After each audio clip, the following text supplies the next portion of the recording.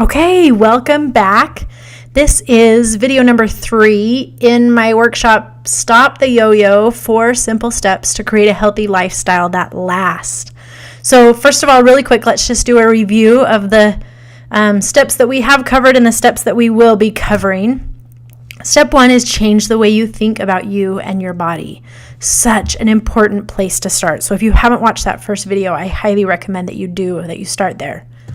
Step number 2, in the second video, we talked about understanding willpower, the science behind it, and how to use that information to create lasting habits. Step number 3, here we are. We're going to talk in this video about emotional eating and how to get a plan in place. And step number 4, this is about finding the support you need to make all of this happen and where you can find that. So we're going to get to that in the next video. Okay. I'm so glad you're here. Step number 3, we're going to talk about emotional eating, which I know is huge. I told you in the first video, I am an emotional eater.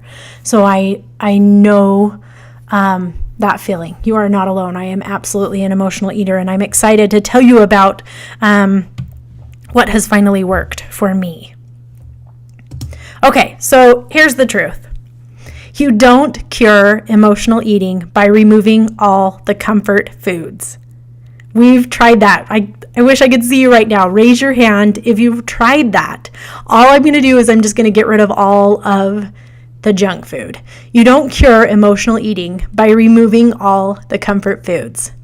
I can even remember times where I did that, like I removed all the junk food from the house, and then you end up, this is terrible, but I ended up emotional eating.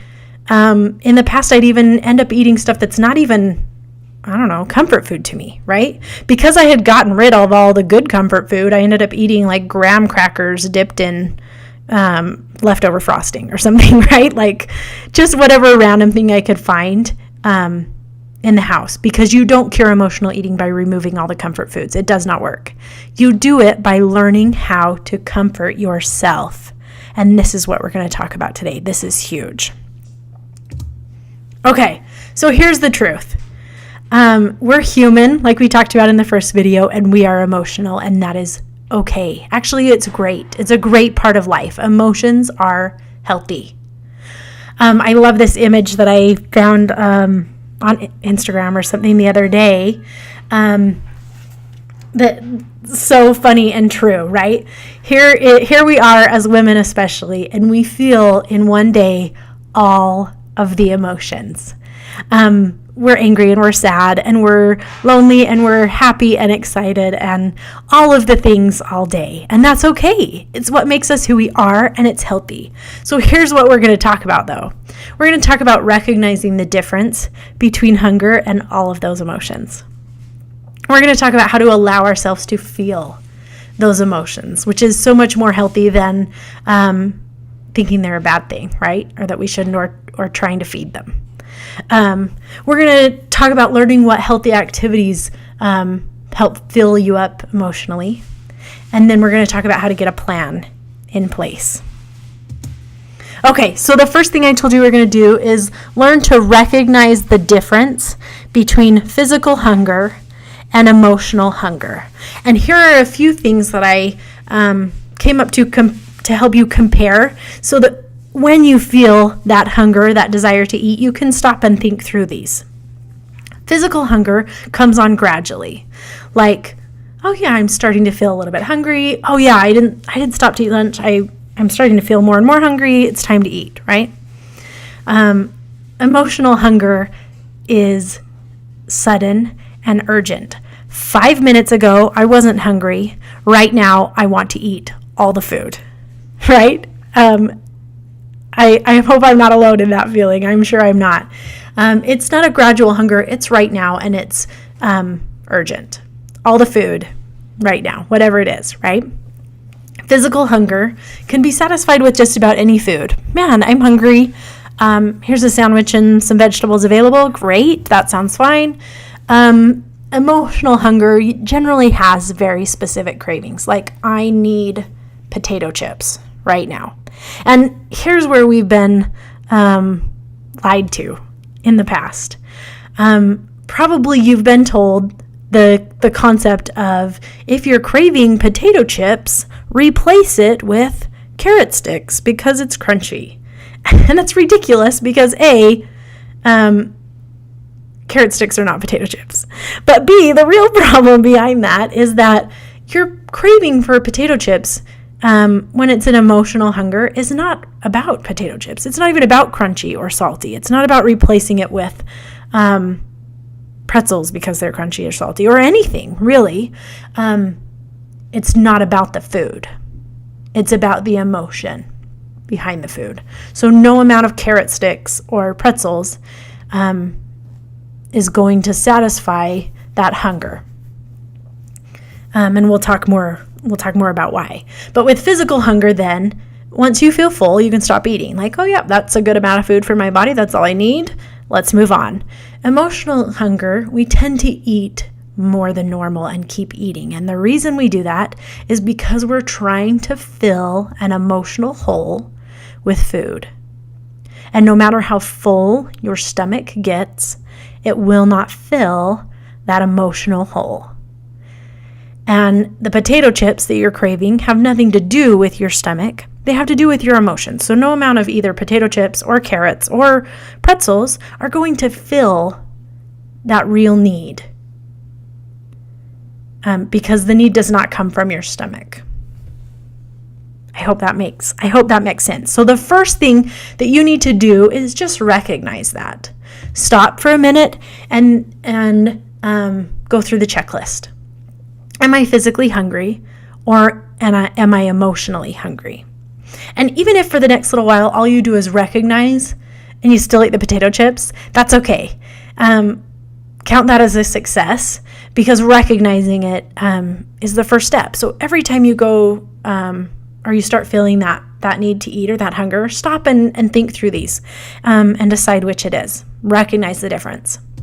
Okay, then once you recognize that you're feeling emotional hunger and not physical hunger, it's time to hit the pause button, to take a minute. And this is where you stop to realize what you're feeling, to recognize what you're feeling. I'm not really hungry, I'm feeling anxious. I'm not really hungry, I'm feeling sad or overwhelmed or tired or lonely. Whatever it is, you recognize that, and then you take a minute to allow yourself to feel that. Like I said, emotions are healthy. They're part of who we are. That feeling is coming from somewhere, and that's okay. Take a minute to recognize and allow yourself to feel that feeling. That's where we hit the pause button. We don't instantly reach for the craving. We take a breather and we pause. And then what do we do instead? Here we go. This is a giant bucket, and there's a reason for that. So one of my favorite books to read to my kids is called, and of course I can't remember it right now, Have You Filled Your Bucket? I think is the title. And it talks about everyone walking around with an imaginary bucket on their head. And the concept this is teaching children is that everyone has this bucket, and when it's full, we're feeling happy and positive and we're helping others. When it's empty, we feel crummy and grumpy and negative. So if you imagine everyone and yourself having this bucket with us all the time, and that feeling that you need to eat, or you want to eat those potato chips, is really your emotions letting you know, your body letting you know that your emotional bucket is empty. It needs filled. And it doesn't need filled with potato chips or M&Ms. You need to figure out how to fill your emotional bucket without food. No amount of food ever will fill your emotional bucket, right? But there are things that will. And this is where it gets a little bit tricky and is going to take maybe some thought and some practice to recognize and learn what fills your emotional bucket. I can give you some ideas, but I can't tell you exactly what it is because it's personal. But here's what works for me. So I am I guess kind of secretly an introvert. I'm an extroverted introvert maybe, because I do love being social. I love going to conferences and out with friends and gatherings. But really, those social events leave me feeling emotionally drained. I love them and I enjoy them, but at the end I feel drained. I feel tired. If that's how you are, then you're probably an introvert too.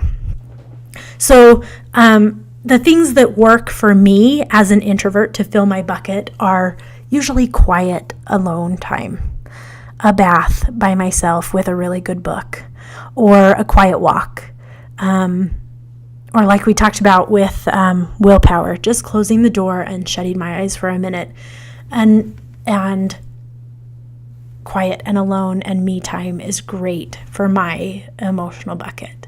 Now, if you are an extrovert and you leave social situations feeling uplifted and filled and energized, then those aren't the things that are going to work for you. The things that are going to work for you are meeting friends for lunch, or calling a good friend to chat, or going out to a gathering or an activity.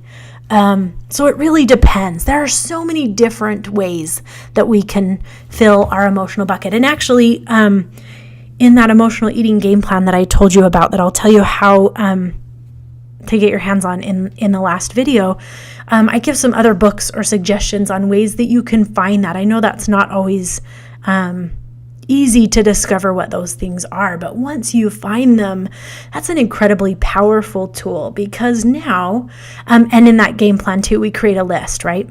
Now we can open that list, and instead of reaching for potato chips or carrot sticks or pretzels or whatever it is, right? Instead of reaching for food, we do the things, one or two on our list, that fill us emotionally, that actually do fill that empty feeling. Okay, so this is when I want you to check in with yourself for a minute. And this is something we actually do during Feel Great Nate, which is a great way to get ideas too. But what is one thing that fills your emotional bucket? Can you think of something right now that could immediately go on your list, that you know that this activity leaves you feeling uplifted and filled and energized? So take a minute to kind of check in there, and find and see if you can think of one thing off the bat that would work for you. Okay, so here's your take action step. Start creating your own emotional eating game plan. And like I said, watch that last video. I'll tell you how to get a hold of mine for free. But yeah, this is where you start creating your own plan, a thing that you can reach for when you feel that need to eat, when you recognize that it's emotion and not physical hunger, when you've taken that pause to feel the emotion, to recognize the emotion, and then to reach for your game plan. And that has been absolutely huge for me. It doesn't mean that I never emotionally eat still. That's still something that I have to keep working on, and is part of me, but having that game plan ready has made an absolutely huge difference in my life, and being aware of it has kept me from even feeling that, because I kind of try to constantly do those things that fill my emotional bucket, and not wait to even get to that point where I feel empty and I'm wanting to fill that emptiness with food. So I hope that those thoughts kind of resonated with you, that you feel empowered to go forward in making different decisions, and finding a healthier, happy place with your emotional eating. So that's it for this video. I will see you in our fourth and final video.